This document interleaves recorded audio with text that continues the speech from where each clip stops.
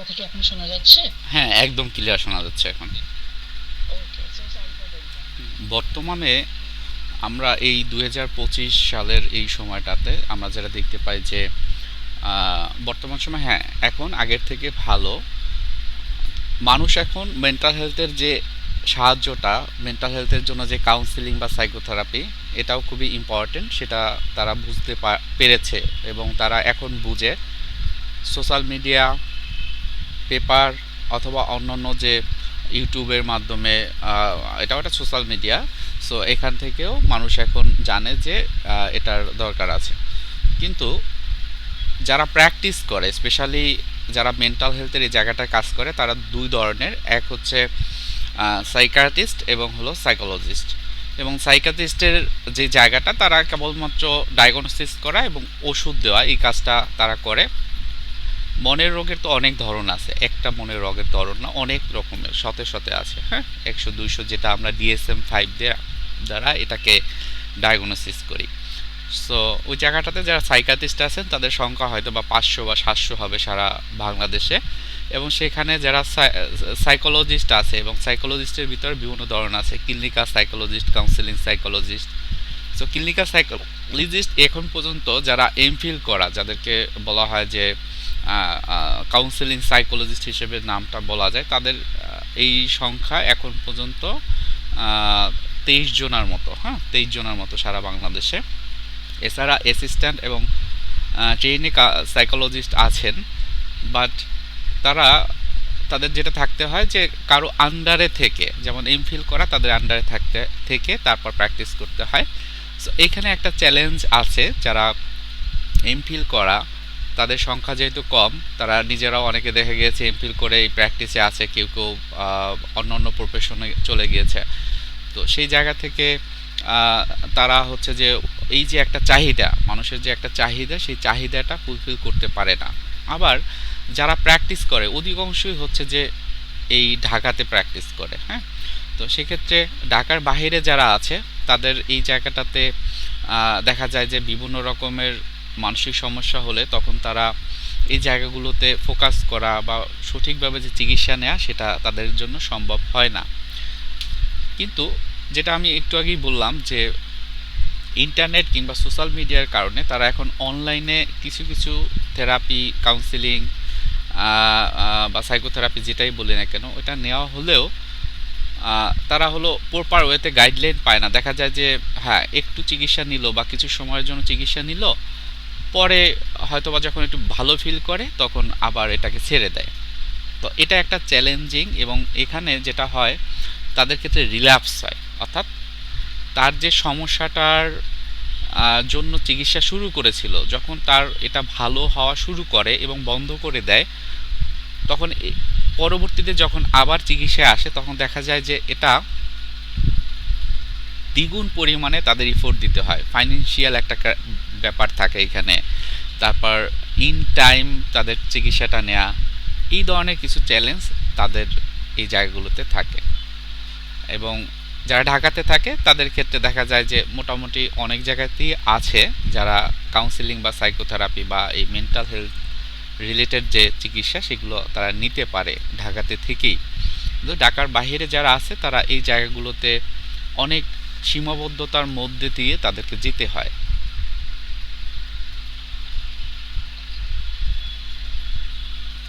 আচ্ছা, very good question, যেটা নিয়ে আসলেই বলা যাবে যে 100 জন বা 100 জন যদি প্র্যাকটিস করে, তার ভিতরে 95% বা 99% এই একটা বিষয়, সেটি হলো তাদের সেফটি অ্যান্ড সিকিউরিটি। এই প্রফেশনে যারা কাউন্সিলিং সাইকোলজিস্ট বা ক্লিনিক্যাল সাইকোলজিস্ট আছেন, তাদের যে জিনিসটা দরকার হয়, নিজেদের সেফটি দরকার হয়, যে আমি এই যে এই প্রফেশনে আছি, আমার ভবিষ্যৎ কি, বা ভবিষ্যতে আমি কতটুকু এই জায়গা থেকে আগাতে পারবো। তো ওখানে দেখা যায় অনেক ক্ষেত্রে তারা তাদের যে নিজস্ব যে একটা অবস্থান, প্রফেশনাল যে একটা আইডেন্টিটি, সেই জায়গা থেকে, যেমন অন্য অন্য কান্ট্রিতে যেটা হয়, তাদেরকে লাইসেন্স দেওয়ার একটা ব্যবস্থা থাকে। কিন্তু বাংলাদেশে এই লাইসেন্সটা এখন পর্যন্ত হয়নি।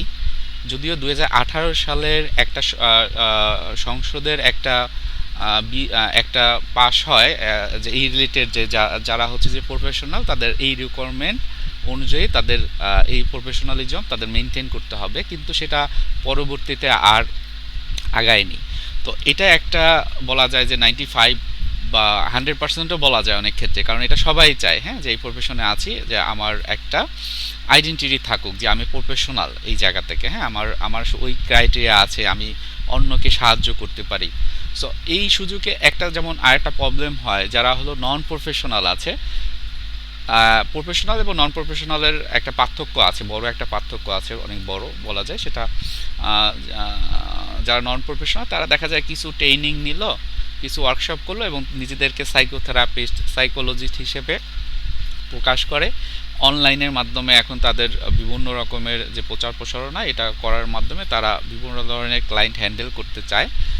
আমার কাছে এরকম অভিজ্ঞতা আছে যে 32 ইয়ার্স ধরে সে এই ধরনের চিকিৎসা নিচ্ছে এবং সেখানে দেখা গেছে যে সে যার কাছ থেকে এই কাউন্সিলিং বা সাইকোথেরাপিটা নিচ্ছিল, তো সেই জায়গাটাতে যা পাওয়ার সেটি সে পায়নি। তো যখন আমাদের কাছে আসে যারা প্রফেশনালি কাজ করি, তখন এটাও একটা চ্যালেঞ্জ, হ্যাঁ, যে একটা মানুষ তার যে সমস্যাটা প্রথমে হয়তো বা অ্যাংজাইটি বা ডিপ্রেশন থেকে শুরু হয়, কিছু মন খারাপ দিয়ে শুরু হয়, সেই সময়টাতে যদি কোনো প্রফেশনাল কারো কাছে যেত, বিষয়গুলো সহজ ছিল, হয়তো বা 5টা 7টা বা 10টা সেশনে এনাফ ছিল যে তার এই 32 বছরের যে একটা কষ্ট বা বিভিন্ন সমস্যার ভিতর দিয়ে গিয়েছে এটা কখনোই তার যেতে হতো না। 2 মাস বা 2.5 মাসের ট্রিটমেন্টই সে ভালো হয়ে যেত।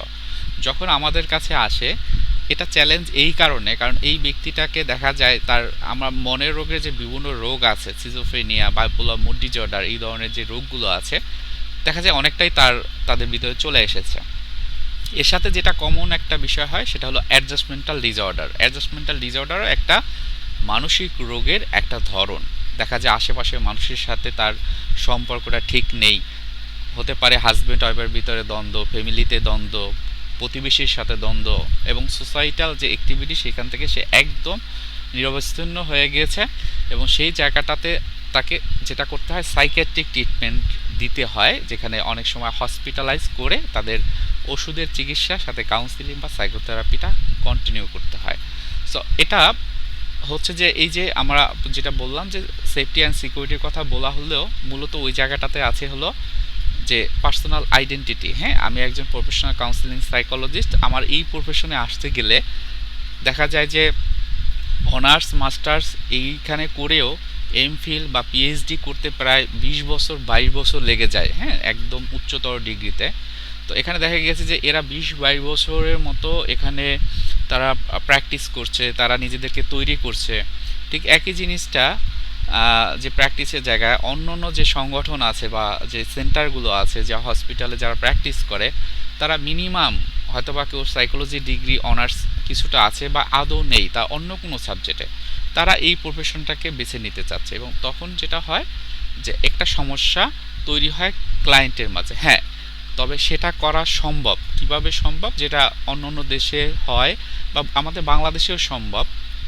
মিনিমাম এমফিল ডিগ্রি আছে, হ্যাঁ, বা যারা প্রফেশনালি কাজ করে তাদের সুপারভিশনে থেকে যারা নন প্রফেশনাল তারা এই যে প্র্যাকটিসটা তারা করতে পারে। তো সেটাও একটা যাচাই করার জায়গা যে আসলে বাংলাদেশে বর্তমানে এই ধরনের প্র্যাকটিসগুলো হয় কিনা বা আছে কিনা, হ্যাঁ, এটা একটা গবেষণার বিষয়।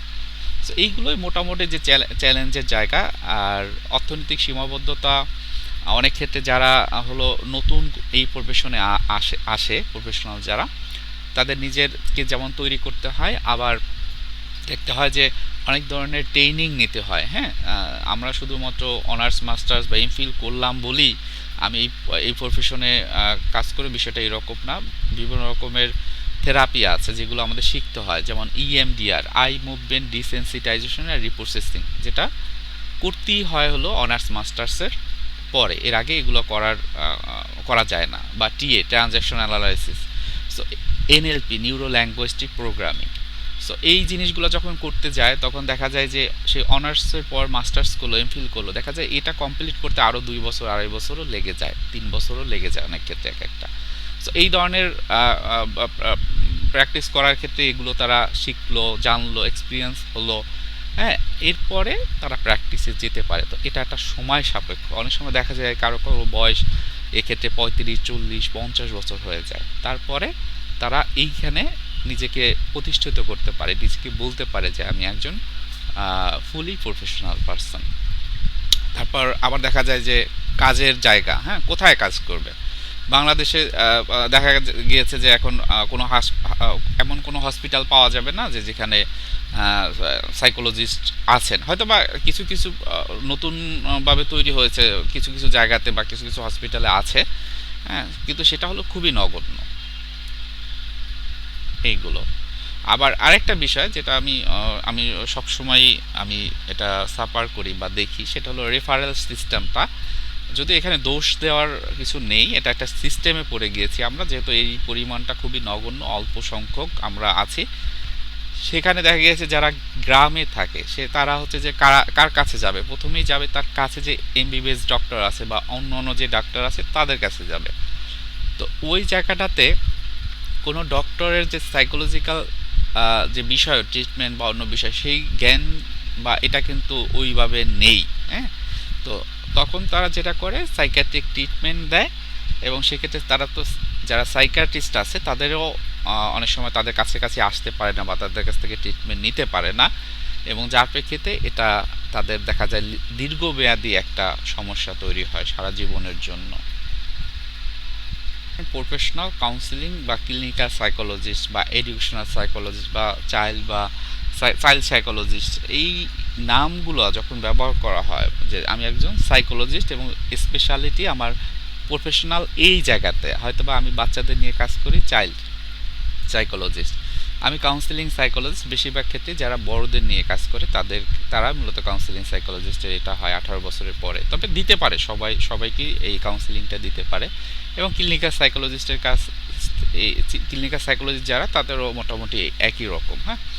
তো এখন প্রফেশনাল যদি আমি আমার নামের সাথে যোগ করতে চাই, বাংলাদেশের প্রেক্ষিতে যেটা নিয়মে আছে, যেটা আমরা ব্রিটিশ সাইকোলজিক্যাল অ্যাসোসিয়েশনকে ফলো করি, সেখানেও কিন্তু ওই এমফিল ডিগ্রি থাকতে হয়। সেক্ষেত্রে আমরা বলতে পারি যে আমি একজন কাউন্সিলিং সাইকোলজিস্ট অথবা ক্লিনিক্যাল সাইকোলজিস্ট। এছাড়া কিন্তু এটা বলতে পারি না, আমরা বলতে পারি অ্যাসিস্ট্যান্ট কাউন্সিলিং সাইকোলজিস্ট। সেক্ষেত্রে আমার অনার্স এবং মাস্টার্সটা কমপ্লিট হয়েছে এই সাইকোলজিতে, কিন্তু এখানে একটা জিনিস যেটা হলো, আমি যদি অ্যাসিস্ট্যান্ট কাউন্সিলিং সাইকোলজিস্টটার নামটা লিখতে চাই, আমাকে অবশ্যই প্রফেশনাল ডিগ্রি আমাকে নিতে হবে, এবং সেই প্রফেশনাল ডিগ্রি বর্তমানে ঢাকা ইউনিভার্সিটিতে, তারপর হচ্ছে ঢাকা ইউনিভার্সিটির দুটো ডিপার্টমেন্ট আছে, একটা হলো এডুকেশনাল অ্যান্ড কাউন্সিলিং সাইকোলজি এবং ক্লিনিক্যাল সাইকোলজি, আর জগন্নাথ ইউনিভার্সিটিতে আছে যারা প্রফেশনাল এই ডিগ্রিটা দিয়ে থাকে। আর রাজশাহী ইউনিভার্সিটি বা অন্যান্য যে ইউনিভার্সিটি বেশ কয়েকটা আছে, কিন্তু সেই জায়গাটাতে যারা ট্রেন করবে সেই জায়গায় কিছু ঘাটতি আছে আমার কাছে মনে হয়, হ্যাঁ, ওইভাবে যে আগানো, যদিও চেষ্টা করছে তারা, এখন অনেকটাই ইমপ্রুভ হয়েছে আগের থেকে। তো এইটা জিনিস। আর নন প্রফেশনাল তো ওই যে বললাম যে অনেক সময় দেখা গিয়েছে যে তাদের সাইকোলজির কোনো ডিগ্রিই নেই, কেবলমাত্র হয়তো বা একটা দুটো অনলাইনে হয়তো বা ওয়ার্কশপ করলো, ট্রেনিং করলো, তার সাইকোলজি সম্পর্কে তার মোটামুটি ধারণা আছে, একটু প্র্যাকটিস করলো, সে ওই নন প্রফেশনালি প্র্যাকটিস শুরু করে দিল। আপনারা তো জানেন যে মিডিয়ার মাধ্যমে এখন অনেক কিছু করা যায়, তাদের হয়তো বা পার্সোনাল ওয়েবসাইট আছে, একটা ইউটিউবে চ্যানেল আছে, ভালো ভালো কথা বলে, হ্যাঁ। সো তখন বা ফেসবুকে তাদের স্পন্সার তারা নেয়, ফেসবুকে যেটা করে আর কি, হ্যাঁ, ওইভাবে তারা হচ্ছে ক্লায়েন্ট পেলে তখন তারা ডিল করে, এরকম হয় এখন। হুম, আচ্ছা। বিষয়টা হলো যে আমরা স্বাস্থ্যের কথা যখন বলি, আমরা আসলে স্বাস্থ্যের বিষয়টা মূলত ভাবি ফিজিক্যাল হেলথ, বেশিরভাগই ভাবে আমার শরীরটা কেমন আছে, হ্যাঁ, আমার ঘুম হয়েছে কিনা, আমার শরীরে কোনো ব্যথা আছে কিনা, এই জিনিসগুলো নিয়েই আমরা কোনো একজন ডক্টরের কাছে বা কোনো ফিজিশিয়ানের কাছে যাই। তো এইখানে ডাব্লিউএইচ এর যে স্বাস্থ্যের যে কথা বলেছে, স্বাস্থ্যের সংজ্ঞা যেকে বলেছে যে স্বাস্থ্য বলতে আমাদের 4 ধরনের স্বাস্থ্য। একটা হলো শারীরিক স্বাস্থ্য, একটা হলো মানসিক স্বাস্থ্য, একটা হলো সামাজিক স্বাস্থ্য, একটা হলো ধর্মীয় স্বাস্থ্য। এখন স্বাস্থ্যের বিষয়টা, এই যে 4টা স্বাস্থ্য, কোনো একটা স্বাস্থ্যে যদি সমস্যা হয়, মনে করেন আমার শরীরটা কোথাও, আমি চোখে একটু হয়তো বা ব্যথা পেয়েছে, তো এই যে ব্যথা পাওয়াটাও আমার মানসিকভাবে আমার একটা প্রভাব ফেলে। হয়তোবা এটা আমি সামাজিকভাবে কারোর কাছে যাচ্ছি না, মিশতেছি না, হ্যাঁ, কারণ কোনো একটা কারণে আমার সাইকোলজিক্যাল কারণটার আমি যাচ্ছি না। অনেক সময় দেখা যায় এটা একটা সময় ধর্মকর্ম, কেন আমার এটা হলো, সৃষ্টিকর্তা কেন আমাকে এই চোখের সমস্যাটা দিল। সো এই 4টা স্বাস্থ্যে যখন আমরা প্রপার ওয়েতে আমরা না জানি, হ্যাঁ, আমি যদি বলি না জানি, তখনই কিন্তু সমস্যাগুলো তৈরি হয়। কেননা আমি তো আমার আমার আর্টসটা আমি বুঝবো না, আমি আমার যে একটা স্বাস্থ্যের জন্য আমার একটা হেল্প দরকার সেটা আমি চাইবো না। তো এই জায়গাটাতে ইনিশিয়াল স্টেপগুলো হতে পারে এমন, একদম নার্সারি বা ক্লাস 1 থেকে যারা থাকে তাদের স্বাস্থ্যের সংজ্ঞাগুলো, স্বাস্থ্য কত প্রকার, কী ধরনের স্বাস্থ্য আছে, সেটাই শুরু করতে পারে। এরপর হলো স্বাস্থ্যের ক্ষেত্রে, শারীরিক স্বাস্থ্যের অনেক কিছুই জানে, মানসিক স্বাস্থ্যের ক্ষেত্রে কী কী সমস্যা হয়, হ্যাঁ, বিভিন্ন রকমের ডিজঅর্ডারগুলো বা অন্যান্য জিনিসগুলো, এগুলো যদি তাদেরকে জানানো হয়, সেটা অন টাইপ অফ থেরাপি, যেটা আমরা বলি সাইকো এডুকেশন। অর্থাৎ আমার যে সমস্যাটা হয়েছে সেই সমস্যাটা সম্পর্কে আমার যদি ধারণা থাকে, তাহলে আমি ওই জায়গাটাতে আমি আরও ভালো ফিল করব, আমি বুঝতে পারবো আমার কি করণীয়। হ্যাঁ, তো এটা একটা ইনিশিয়েটিভ হতে পারে আমাদের, যারা নীতি নির্ধারক যারা আছে তারা এটাকে ইনিশিয়েটিভ নিতে পারে, এবং সাথে সাথে যারা কর্মী আছে, যারা আসলেই এই বিষয়ে কাজ করে, যা প্রফেশনালি কাজ করে, তাদের আন্ডারে থেকে হতে পারে যারা এই বিষয়ে অনেক বেশি ইন্টারেস্টেড, বা অনেক আসলে সে কিছু করতে চায়, হ্যাঁ, এই ধরনের যারা আগ্রহী আছে, তাদেরকে নিয়ে তাদেরকে নিয়ে যারা সিনিয়র আছে বা প্রফেশনাল আছে, তাদের সুপারভিশনে হয়তোবা এই মেন্টাল হেলথ কেয়ারের জায়গাগুলো বা সেন্টারগুলো প্রতিনিয়ত পর্যবেক্ষণ করা বা চালু করা, এটা করতে পারে। এবং সেই ক্ষেত্রে ফান্ড যদি দরকার হয়, সেই ফান্ডটাও যদি সরকার চায় দিতে পারে, বা আমার মনে হয় দেওয়া উচিত। হ্যাঁ, এটা দেওয়া উচিত, কারণ যারা একদম গ্রামের ওই জায়গাগুলোতে থাকে, তারা কিন্তু আসলেই অনেক এই মানসিক সমস্যার বিষয়গুলো নিয়ে কষ্ট পাচ্ছে, কিন্তু তারা জানে না আসলে যে কিভাবে এই যে কষ্টটা থেকে আমি মুক্তি পাবো।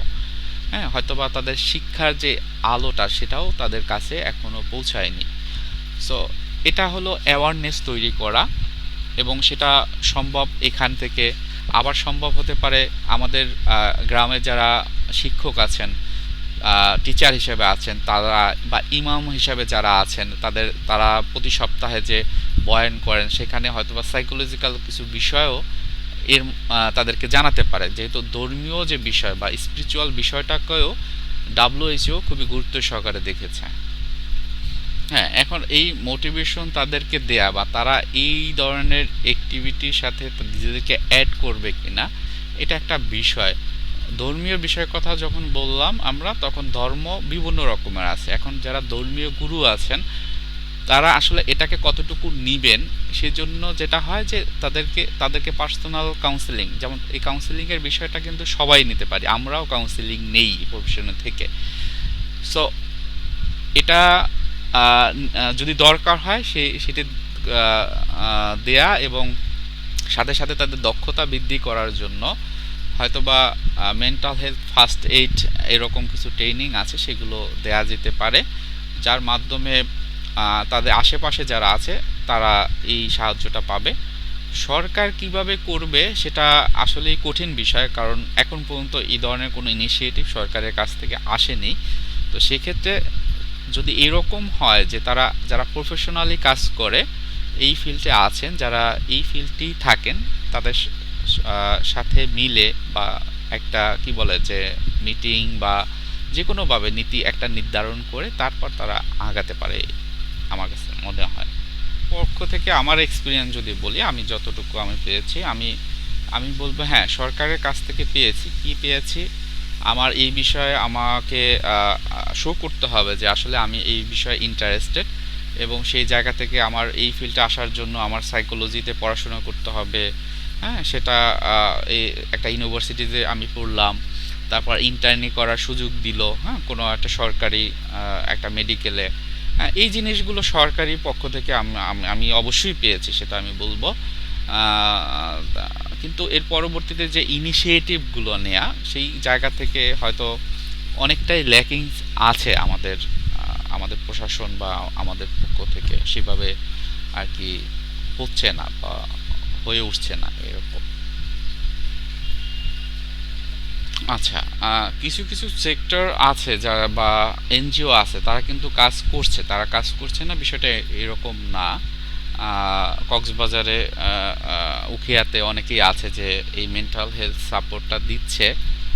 তো অনেকে আছে এখানে প্রফেশনাল আছে, অনেকে আছে নন প্রফেশনাল, আমার জানা মতে এরকমও আছে কেউ কেউ যারা হলো কোনো রকমের সাইকোলজিক্যাল এই লাইনে না, বাট তারা কোনো না কোনোভাবে এখানে সাপোর্টটা প্রদান করে। তো ওই জায়গাটাতে আমি জানি যে যতটুকু জানি যে যারা হচ্ছে যে এই ধরনের ইন্টারন্যাশনাল অর্গানাইজেশনে যারা কাজ করে তাদের ট্রেনিংয়ের ব্যবস্থা করে, বাহির থেকেই করে। তো এটা একটা স্কোপ বা এটা একটা অপরচুনিটি আমাদের জন্য হতে পারে যে তাদের এই যে ফাইন্যান্সিয়াল বিষয়টা তারা কিন্তু সম্পূর্ণটাই হলো বাহির থেকে সাপোর্ট দিচ্ছে। হ্যাঁ, ডাব্লিউএইচও বা কিংবা ওয়ার্ল্ড ব্যাংক, হ্যাঁ, বা অন্যান্য ইউনেস্কো, এরকম ওনারা কিন্তু ফান্ড দিচ্ছে। এখন ওনারা যেটা হয় যে ফান্ড দিয়া বা একটা প্রয়োজন সেটা যদি তাদেরকে বোঝানো যায়, তারা অনেক ক্ষেত্রেই তারা কিন্তু দিতে চায়। তো এইখানে একটা জিনিস হলো আমাদের বোঝানোর ক্ষমতা বা আমরা তাদেরকে বুঝাবো, এটা একটা বিষয়। যদি সেটা পারা যায় সেটা অবশ্যই ভালো। আর জনশক্তি তৈরি করা, অর্থাৎ যারা প্রফেশনাল আছে তাদেরকে তৈরি করা, অনেক বেশি অ্যাওয়ারনেস তৈরি করা, হ্যাঁ, মানুষ যেন এই বিষয়গুলো সম্পর্কে জানে। তার মন খারাপ হলে তো সে যেন বুঝতে পারে যে আসলে আমার মন খারাপটা কি কোনো মানসিক রোগের কারণে হচ্ছে, নাকি মন খারাপটা আসলে আমার বর্তমানে যে স্ট্রেস বা বর্তমানে যে একটু আমি চাপে থাকছি তার কারণে হচ্ছে। তো এই ধরনের অ্যাওয়ারনেস তৈরি করা, মিডিয়া যারা আছে তারাও এখানে অনেক বেশি ইফোর্ট দিতে পারে। হ্যাঁ, তাদের এই জায়গাটা অনেক বড় একটা জায়গা। হ্যাঁ, মানুষ এখন মিডিয়ার কথা অনেকটাই কিন্তু শোনে। অনেক সময় দেখা যায় যে যারা সরকারি লেভেলে বা প্রশাসন লেভেলে আছে, হ্যাঁ, তাদের থেকেও একটা মিডিয়ার খুব ভালোভাবে আই ক্যাচিং একটা অ্যাড দিল অথবা একটা ভিডিও তৈরি করলো, ওটা দ্বারাও তারা কিন্তু অনেক বেশি ইন্সপিরেশন হয়। সো এখান থেকে যদি কোলাবোরেটিভলি কাজ করতে পারে সরকার, সেক্ষেত্রে এটা ভালো হওয়ার পসিবিলিটি আছে। ফ্রি কাউন্সিলিংয়ের বিষয়টা আমার কাছে ওই রকম ডাটা নেই, তবে ঢাকা ইউনিভার্সিটি যে ফ্রি কাউন্সিলিং দেয় টিএসসিতে, সেটা শুধুমাত্র ঢাকা ইউনিভার্সিটির যারা স্টাফ আছেন স্টুডেন্ট আছে তাদের জন্য। জগন্নাথ ইউনিভার্সিটি বা অন্যান্য ইউনিভার্সিটিতে আছে, তবে তাদেরকে কিছুটা পেমেন্ট করতে হয়, হ্যাঁ, ছোটো করে হলেও তাদের পেমেন্ট করতে হয়। আর এছাড়াও ডিপার্টমেন্টাল কিছু সার্ভিস আছে, ক্লিনিক্যাল সাইকোলজি ওনাদের আছে, নাসিরুল্লাহ সাইকোথেরাপি ইউনিট, এটা হলো ঢাকা ইউনিভার্সিটি। এবং কাউন্সেলিং সাইকোলজি ওখানে ওনাদের আছে হলো মানে যে সরি, হ্যাঁ, ওখানে আছে যে নিজেদের সার্ভিস আছে, সেখানে কাউন্সেলিং প্রদান করে, কিন্তু সেখানে পেমেন্ট করে তারপরে এই সার্ভিসটা নিতে হয়। সো এটা একটা ইনিশিয়েটিভ, এটা ভালো। অনেক বেশি এখানে পেমেন্ট দিতে হয় না, মোটামুটি একটা কমফোর্টেবল যারা এই এটা নেয়, এই চিকিৎসাটা নেয়, তাদের কমফোর্টেবলি তারা নিতে পারে। আর যেটা বললেন যে অনেক ইউনিভার্সিটিতে যারা করায়, আসলে সবাই চায় কি মার্কেটিংয়ের এই জায়গাটাতে একটু মার্কেটিং প্রচার প্রসারণা এটা কিন্তু করতে চায় বা একটু বাড়াতে চায়, বা আমি একটা জায়গাতে একটা প্রতিষ্ঠানে আমার এই সাপোর্টটা দিলাম, ফ্রিতে দিলাম, তো ওই জায়গাতে কিন্তু আমার একটা লোগো ব্যবহার করলাম, আমাকে তাদেরকে শিখালাম, তাদেরকে জানালাম যে আমার এরকম আছে যেখানে তোমরা সার্ভিস নিতে পারো, তোমাদের এই ট্রেনিংটা আমি ফ্রি করে দিলাম। সো এই ধরনের যে অ্যাক্টিভিটি অনেক ক্ষেত্রেই কিন্তু এটা হয়। হ্যাঁ, এইভাবে হয়। ফ্রিতে সার্ভিসটা দেওয়াটাও আসলে কঠিন। হ্যাঁ, কারণ একজন এরকম প্রফেশনাল এই জায়গাতে এসে তারপর হচ্ছে যে তাদের তো সময়ের একটা নির্দিষ্টতা থাকে। হ্যাঁ, 40 বা 45 মিনিট অনুযায়ী তারা সেশনটা নেয়। সো সেক্ষেত্রে তাদের নিজেদের পরিবার বা নিজেদের সংসার ভালো রাখা, নিজে ভালো থাকার জন্য তো সময়টাকে গুরুত্ব দিতে হবে। হ্যাঁ, তো সেই সময়ের ভ্যালুটা অন্তত অবশ্যই সবাই চাইবে, ফ্রিতে তো এটা কঠিন অনেক ক্ষেত্রে। ওকে। এটা কিন্তু আমাদের একদম প্রথমে যে দিকটা দিয়ে শুরু করলাম সেটার ওই জায়গাটাতেই আমাদের যাচ্ছে যে যখন একজন প্রফেশনাল কাউন্সেলিং সাইকোলজিস্ট তৈরি হয় তাকে কিন্তু নিজেকে গড়তে হয়। হ্যাঁ, তৈরি হওয়া মানেই আমার সাপোর্ট সিস্টেম যারা থাকবে অনেক সময় তাদের সাথে তাদের সাপোর্ট নেওয়া, আমার পরিবার কন্ট্রিবিউশন আছে। কারণ আমি 20 থেকে 22 বছর দেখা যায় বা 25 বছর শুধুমাত্র সাইকোলজির এই অ্যাডভান্স লেভেলের পড়াশোনা আমি করি। তো সেই জায়গা থেকে তারা তো অবশ্যই সব সময় চাইবে যে তাদের যে ফ্যামিলি যে সাপোর্ট সেই সাপোর্টটা রিটার্নটা দেওয়ার জন্য। হ্যাঁ, সব সময় এটা কিন্তু তারা চাইবে। তো এখন এইখানে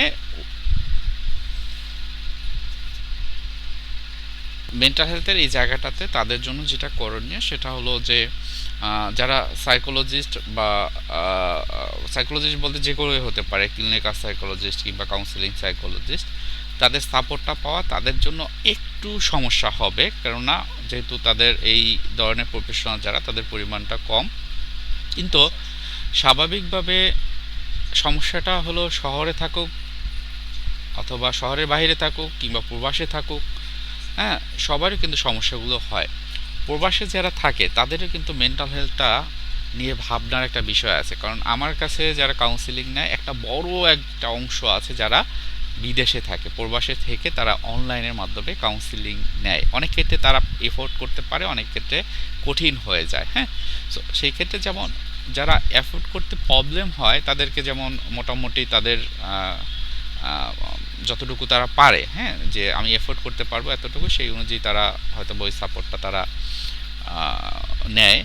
আর যারা হলো গ্রামে থাকে দেখা যায় তাদের জন্য সমস্যাটা হয়, এবং তাদের জন্য তারা যেটা করতে পারে যে কোনো সরকারি মেডিকেল কলেজ যেটা জেলা লেভেলে থাকে, হ্যাঁ, মোটামুটি অনেক সব জেলাতেই আছে, সেখান থেকে মানসিক রোগ বিভাগ আছে।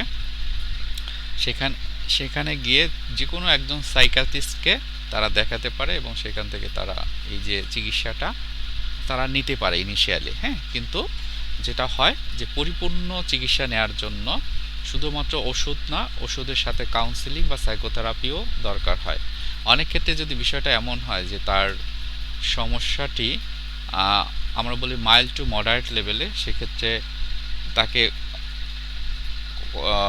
ওই সময়ে তার কোনো সাইকিয়াট্রিক ট্রিটমেন্ট অর্থাৎ মেডিসিন নিতে হয় না। হ্যাঁ, শুধুমাত্র কাউন্সিলিং বা সাইকোথেরাপি এনাফ। কিন্তু সমস্যা যদি সিভিয়ার পর্যায়ে পৌঁছায় তখন তার সাইকিয়াট্রিক ট্রিটমেন্ট যেটা মেডিসিন সেটা দরকার হয়। সো যদি এরকম হয় তারা অ্যাফোর্ড করতে পারছে না কাউন্সিলিংয়ের এই জায়গাটা, সেক্ষেত্রে তারা ওই যে সাইকিয়াট্রিক ট্রিটমেন্ট তার জেলাতে গিয়েই, জেলার সরকারি মেডিকেল কলেজে গিয়ে মানসিক রোগ বিভাগ থেকে তারা এটি নিতে পারে।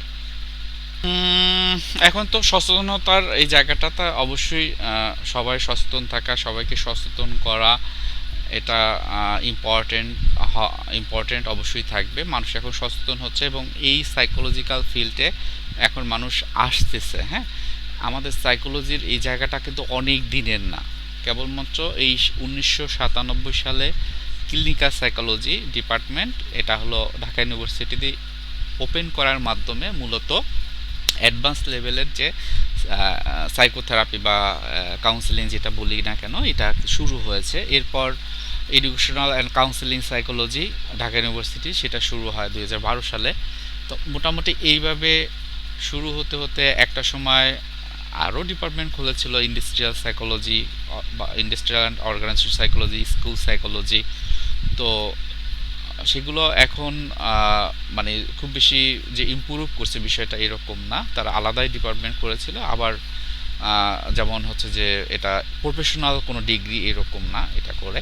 আবার অন্যদিকে যেমন জগন্নাথ বিশ্ববিদ্যালয় তারা নতুন প্রফেশনাল ডিগ্রি তারা দিচ্ছে, এটা ভালো লক্ষণ। ভবিষ্যৎটা আশা করা যায় যে ভালোই হবে, কেননা মানুষ এখন সচেতন হচ্ছে। মানুষ খুব সহজেই তাদের ইমোশনগুলো শেয়ার করতে পারে ইন্টারনেটের মাধ্যমে। সো যদিও এটার পজিটিভ এবং নেগেটিভ দুটোই আছে, কিন্তু তারা জানছে এখন। হ্যাঁ, জানছে।